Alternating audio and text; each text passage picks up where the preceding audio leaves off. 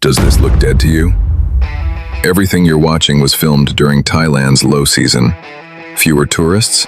Yes. Dead nightlife? Not even close. The venues are open, the girls are there, and you still have more options than you could possibly use in one night. And here's what most people miss. Fewer tourists can actually work in your favor. Less competition, more attention, and more freedom to choose. Still think Thailand dies after dark and low season? Let me prove you wrong. We're checking Bangkok and Pattaya, and I'll show you how to choose the right areas, venues, and nights to turn fewer tourists into a better nightlife experience.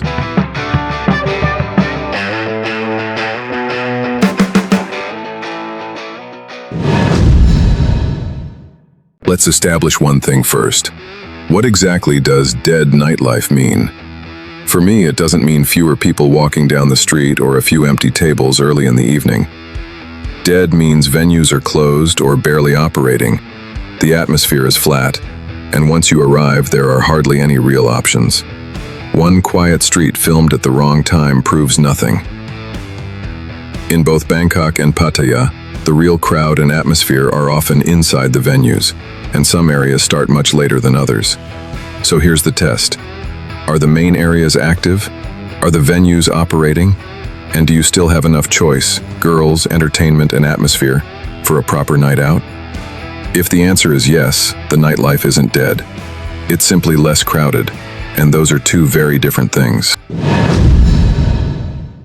Now look at what is actually happening, not what someone decides after walking down one street at 8 in the evening. In Pattaya, the nightlife isn't only operating, parts of it are still expanding. I've seen new bars opening on Soi 6 during low season. Walking Street still has fresh faces in the lineups, while Soi 6, LK Metro, and the Buakhao area remain active. Some places may look calm from outside, but step through the door and the picture can change very quickly. A lot of Thailand's nightlife is invisible from the street. You can stand outside Nana Plaza or Soi Cowboy and decide that Bangkok looks quiet, while the venues inside are busy and the night is moving as normal. Different areas also become active at different times, so a quiet entrance doesn't tell you the whole story. Of course, places close, change owners, and reopen under different names in every season. And honestly, if somewhere disappears during low season, it probably wasn't a venue worth planning your night around anyway. The venues people actually come for haven't gone anywhere. The girls are there, customers are inside, and both cities still give you several active areas to choose from. You don't need every venue to be packed. You need enough quality, atmosphere, and options to build the night you want. And both Bangkok and Pattaya still provide that. Low season removes some tourist traffic. It does not remove the nightlife.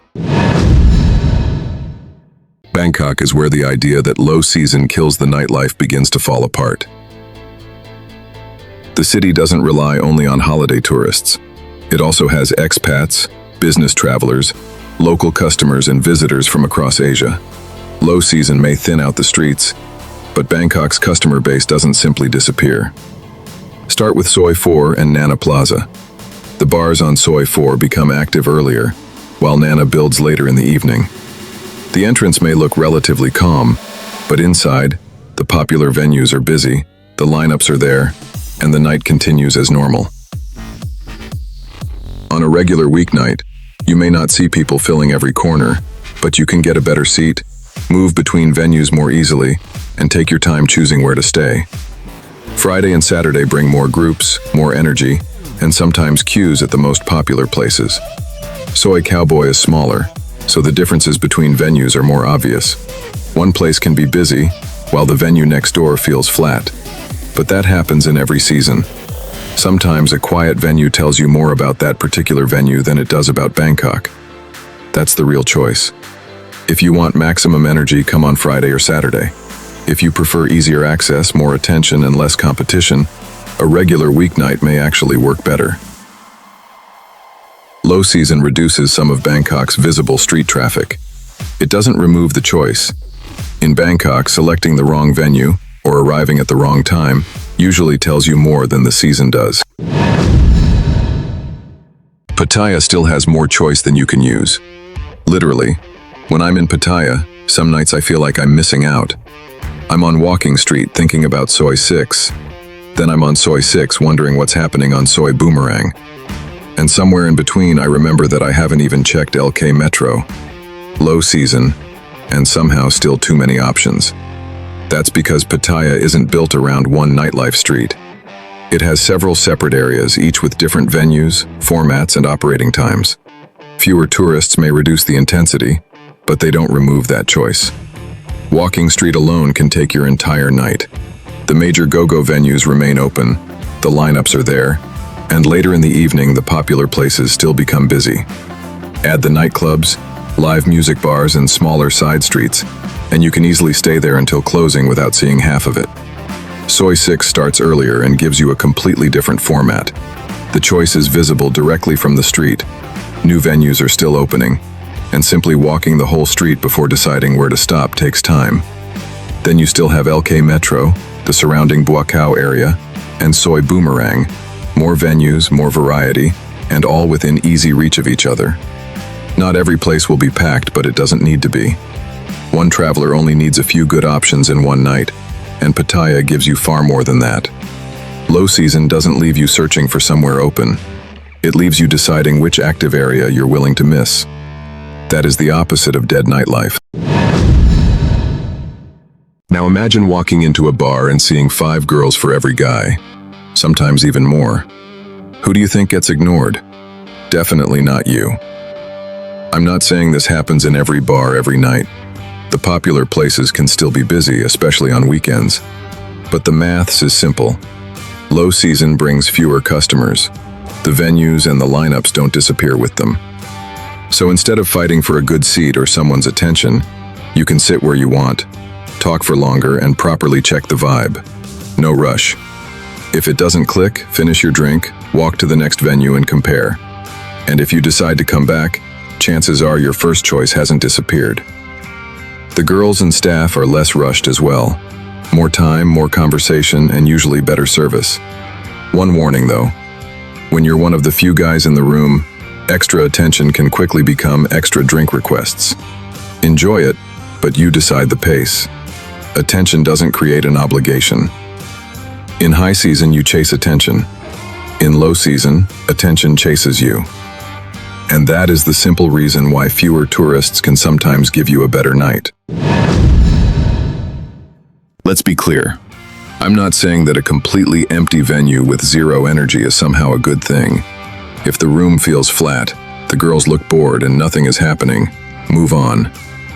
But quieter and comfortably active are not the same as dead. A completely packed venue may look great on camera, but being inside can be a different story.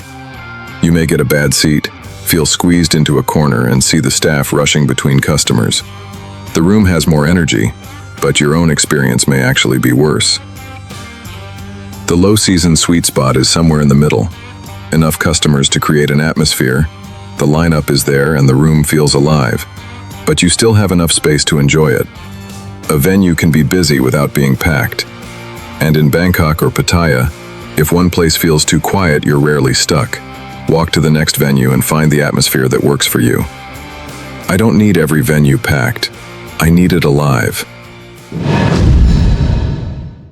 Now for the honest part. Low season can disappoint, but usually not for the reason people think. Arrive too early, go out on a quiet Sunday or Monday, or walk into a secondary venue after heavy rain, and yes, the atmosphere may feel flat. On slower nights, the strongest lineups and customers tend to concentrate inside the popular places.